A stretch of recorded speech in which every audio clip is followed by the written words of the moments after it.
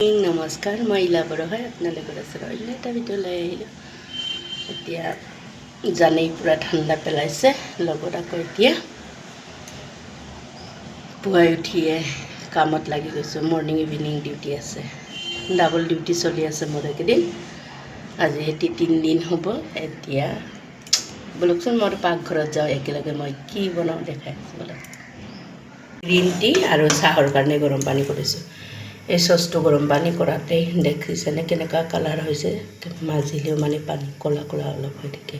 ইফালে দালি, ওলকবি, বিলাহী সেনেকুৱা বহাই দিছোঁ। 1 কাপ গৰম পানী খাই তাৰপিছত গ্ৰীণ টি। মানুহটোৰ কাৰণে চাহ বনাই দিওঁ। মানুহটোৱে আকৌ গাঁৱত বিয়া খাব যাব। মোৰ নিজৰ মাৰ ভাইটিৰ মোৰ মামাৰ বিয়া আজি।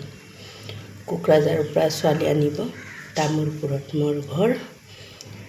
এতিয়া যোৱাকালি যে মই বিয়াত গৈছিলোঁ, বাপৰে ইমান পাহাৰ, আপোনালোকেওতো দেখা পাইছে। গোটেই ভৰিখনৰ বিষ হৈ আছে এতিয়া। তেতিয়াহ'লে চাই যাই থাকোঁচোন মই কি বনাওঁ। লৈ ল'লোঁ গ্ৰীণ টি, গৰম পানী 1 কাপ খালোঁ। এতিয়া গ্ৰীণ টি খাম। এতিয়া সোমবাৰ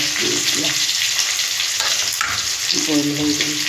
ইফালে দালি সোমবাৰ দিয়াৰ কাৰণে লৈছোঁ শুকান জলকীয়া, সৰু চাইজৰ পিঁয়াজ এটা, পাঁচফোৰণ কেইটামান, পূৰা গল্ডেন কালাৰ হোৱাত লাগি পিঁয়াজখিনি ভাজি দিম।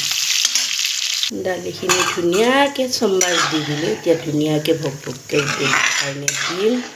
তাৰপিছত ভাজিখিনি বহাই দিম।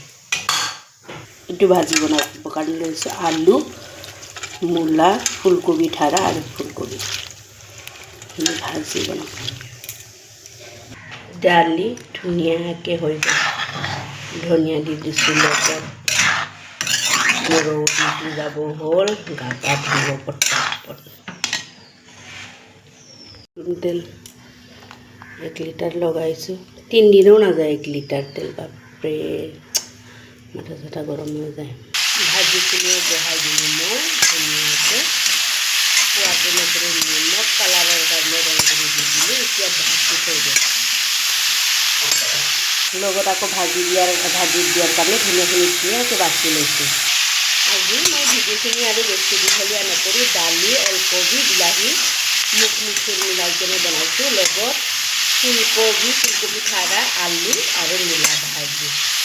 আজি দুপৰীয়া আৰু পুৱাৰ সাজ এই ভিডিঅ' পৰিৱেশন কৰিম। আপোনালোকে যদি মোৰ ভিডিঅ'টো চাই ভাল লাগে, লাইক কৰিব আৰু শ্বেয়াৰ কৰিব। Bye bye.